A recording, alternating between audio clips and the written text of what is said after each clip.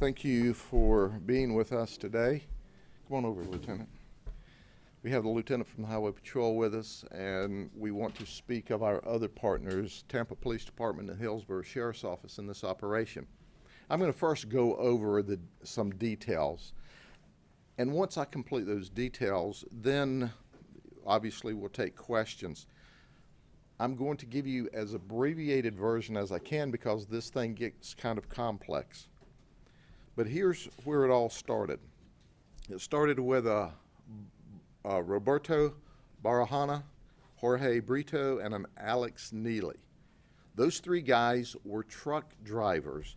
They were truck drivers for SalSon Trucking out of Tampa, which has about 200 trucks, and they move product for Macy's and Bloomingdale. It's important to understand that of the three truck drivers, one of them is of particular interest, and that's Alex Nealy. Not only was he a part-time truck driver, but he's a pastor. He's a pastor of a church called Bay City Refuge Worldwide Ministries out of Tampa. He's also a former police officer. He worked for at least 3 different police agencies. He was dismissed from one of those agencies for taking agency property, which makes this interesting. But let me tell you how the investigation began with these rascals. On May the 4th, we received a call from the Macy store in Winter Haven that said, hey, we received a load of merchandise from our warehouse and we're about $10,000 short. So our organized retail crime unit, Sergeant Ostajek, began an investigation. They determined that on May the 4th, there was this theft. On May the 5th, there was a theft. And on May the 7th, there was a theft. Now, on the May 7th theft, that one was under surveillance by Tampa Police, Hillsborough Sheriff's deputies, our deputies, Highway Patrol, because we have the Cargo Task Force in this now. And we are members of the Cargo Task Force with Florida Highway Patrol. What we learn are the truck drivers pick the product up, they take it instead of directly to the store as they're supposed to, they take it to a stop location or a warehouse or a set of storage bins. Then they meticulously and very carefully and very professionally open the boxes. When they open the boxes, they steal part of the product from the box. Then they meticulously reseal the boxes, and they do such a good job that you really can't tell that any product was taken from the box. Then they go on to the stores where they deliver the property. We know on at least one event, they loaded the truck, they drove to the warehouse, they spent 8 hours unloading the truck, opening the boxes, stealing product, resealing the boxes, putting it back on the truck, and ultimately delivering the product to the stores. There was at least 2 more episodes after the one we had under surveillance on May the 7th, one June the 4th and one June the 9th. Of only those 5 events, the retail value of stolen property was $355,000. Now hold that thought for a minute. In the meantime, we receive information and go talk to a Jerome McCord who is in our county jail. Jerome McCord's already under arrest for a violation of probation. We suspect that he may be involved in this, and he confesses. And we find that unusual that he confessed. He said, you know, let me tell you the truth. I just have a problem with a pastor stealing stuff. I just don't think that's right. So I'm glad we found a burglar with a conscience and with a set of values and morals. So as a result, he admitted, yeah, I've been involved in some burglaries. And with me was Timothy Waring, and we need to find Timothy. He's wanted. There's outstanding warrants for him. We dealt with him during the investigation, and he knew there was outstanding warrants, and he wouldn't show up, and he told us he would turn himself in, and he hasn't, but we need Timothy Waring. And Pat Brown. Okay, follow me close now. We got our cargo theft investigation. We know there's 5 episodes. We know there's $355,000 in stolen property. And now we've got Jerome McCord, who's confessing to these burglaries in Hillsborough County with Timothy Waring and Pat Brown as associates. What we found out is, according to them, they broke into 2 different places in Tampa. Those 2 places belong to Alexander Nealy, the pastor who's a truck driver who's a thief. So when Pastor Nealy discovers that his warehouse has been broken into, you can't make this stuff up, he calls the Hillsborough Sheriff's Office to report a burglary and theft of his stolen property that he stole from Macy's and Bloomingdale's. Of course, the Hillsborough Sheriff's Office and the detectives are investigating it, and he goes, well, I got this property by buying it offline, buying it on Craigslist.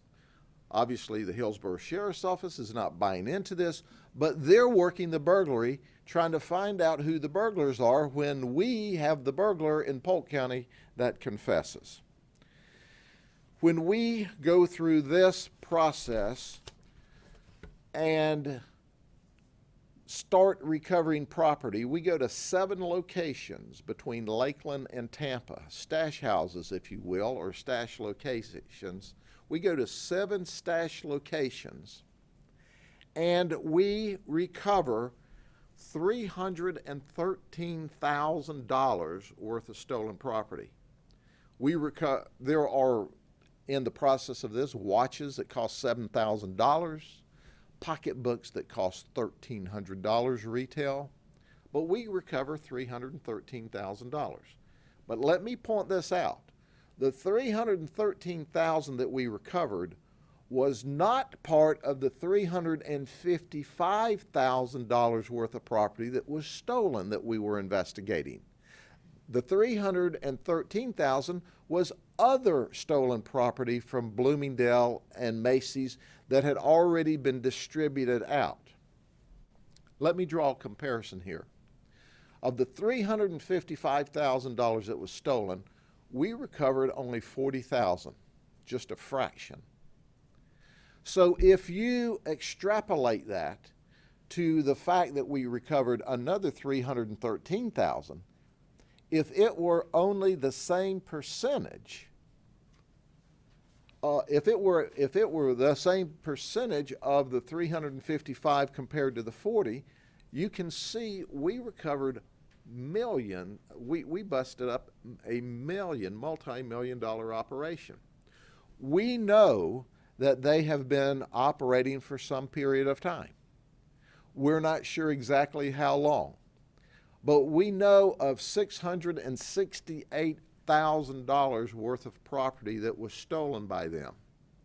We suspect that, based on our analysis and our investigation up to this point, that we're not dealing with just over $500,000 worth of product that this organized crime ring was involved in, but we suspect that it is a multi-million-dollar crime ring.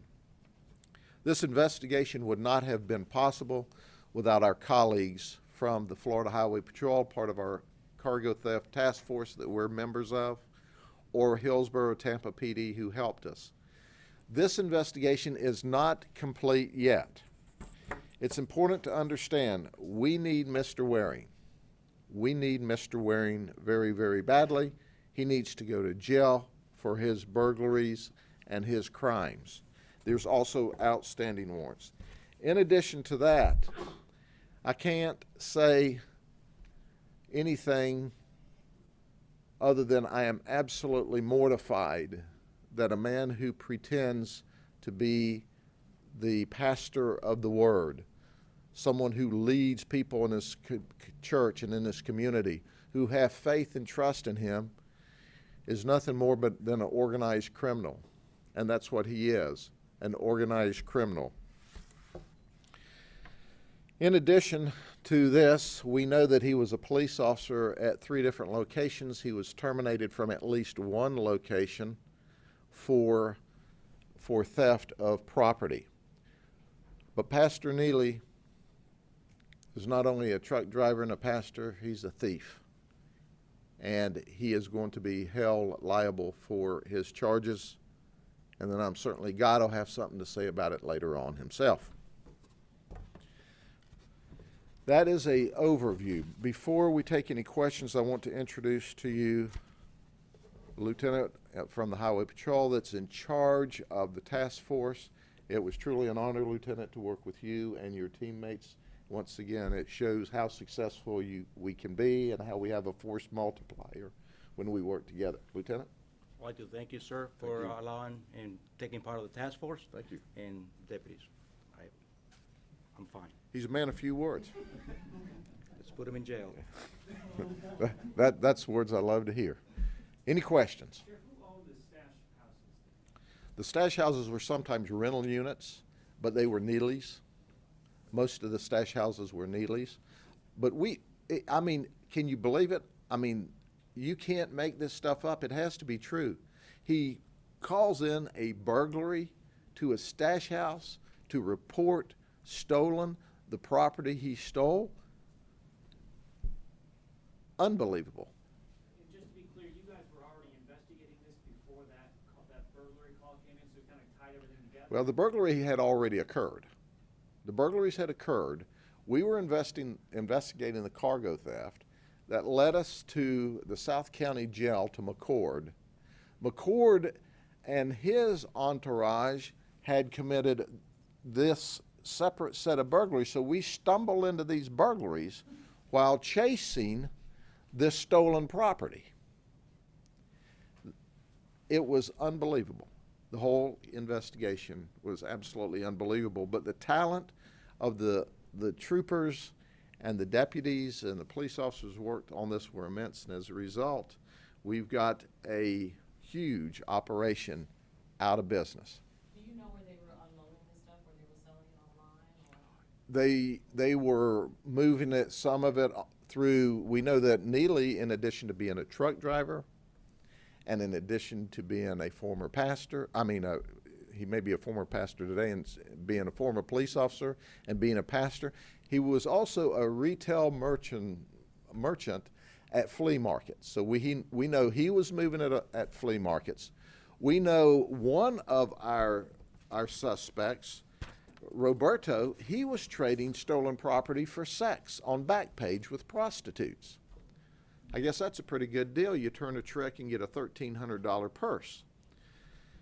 I would have been suspicious the next time the prostitute showed up with a real $1,300 purse at one of our operations, but Sheriff, is Nealy considered the leader of this operation, or is it another guy, or is it Roberto? no, I think they were equally complicit in their roles as far as the truck drivers. We don't know who came up with the scam to begin with, but they were very good. They weren't stealing whole loads because they knew they would be discovered. What they were doing was opening the boxes. The boxes obviously are scanned onto the truck. They were opening the boxes and taking out pieces of the load and then professionally resealing it. They said you couldn't even tell that they had broken the tape. And then it goes to the store, and then the clerks are taking the boxes out, cutting them open, and putting the merchandise on the shelf. Macy's and Bloomingdale were fantastic during this investigation. They worked very closely with us.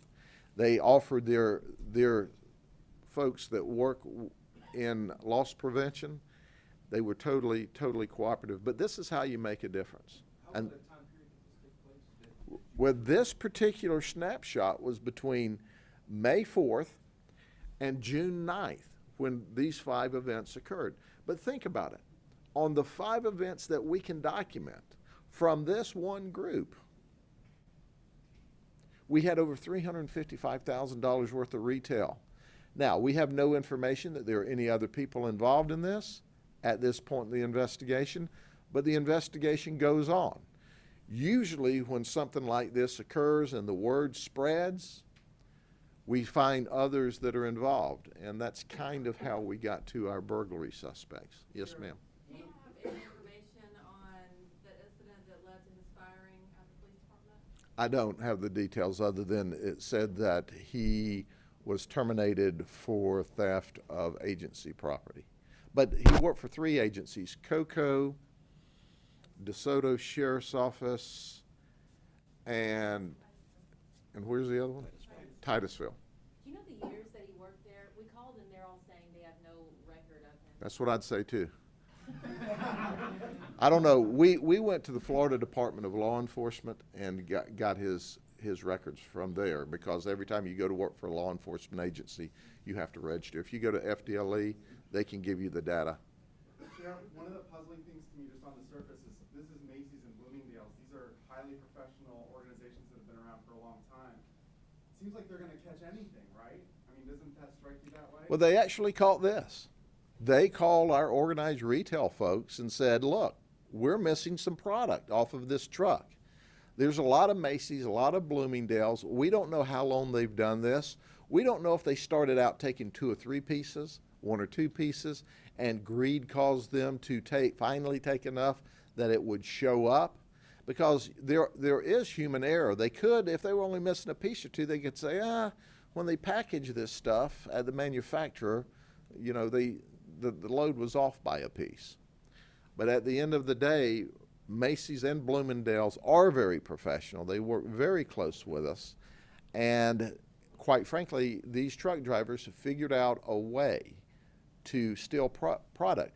But what concerns us more than that was that when these trucks left the warehouse loaded, there was no accountability by the trucking company until they arrived.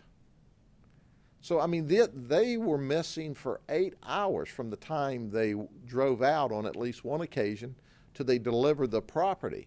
Now, the store doesn't know the difference. All they know is they are due a load this morning, and voila, the truck appears. But the question is, you know, and that's a question maybe for the trucking company, do you keep track of how long this trip should have taken? I mean, if you load at Tampa and you're offloading at Winter Haven, that's not an 8-hour trip. And maybe if the gentleman with FHP could talk to this, are those weigh stations designed to catch stuff like this? The weigh stations that we see on the interstate, for example, for trucks? No, the weigh stations just check the vehicle overall weight. It doesn't tell you, we do not know what kind of merchandise is in it or the weight of that merchandise. We just, when it comes through weigh in motion, it just tells us the tractor trailer is with specs, and we allow it to continue through. And that information doesn't go to the companies, obviously, then? No, sir. No. Were there specific Macy's and Bloomingdale's, like several stores, or just one? No, there's several stores. They went from South Florida all through the Central Florida area. Yeah, that was my question. Is it just in the Winter Haven, or is it? No, sir. We picked it up at the Winter Haven store, but we know that they were moving product. In fact, SalSon moves Macy's and Bloomingdale's product apparently all over Florida, maybe all over the United States. I can't answer that, but we know that SalSon was the trucking company for Macy's and Bloomingdale's in Florida, and we know that the destination of this product was several different locations in Florida. Just to be clear, you think they started by just taking a couple items out of each box and then maybe grew to taking one full box off the truck or something? No, they never took a full box off the truck. So the boxes we see there are their own boxes or something? That is, I'm not sure if that's at the warehouse or if that's their own boxes after they restored it. Because the boxes were sealed, and they were sealed with tape so they could tell if it had been tampered with, except these folks were really, really good at dealing with the tempered product. They're in jail where they need to be. Now the next stop from them should be state prison. So that's why we call it Operation Truck Stop. Whose jurisdiction has them right now? Hillsborough or you guys? We booked some of them in Hillsborough. I think all of them in this particular operation. Some of them were in our jail. At least one was for another. But I think all of them were booked in the Hillsborough jail. We got 2 in our jail. Okay. Was Nealy pretty mad that someone stole his stolen items? Do you know he was? And you know the detective questioned, how do you have all this stuff? Oh, I buy it off of Craigslist. Come on, man. Do you think we're buying that? So Hillsborough was actively working that end of it when we said, we got a lead for you. Thank y'all very much. Have a good day.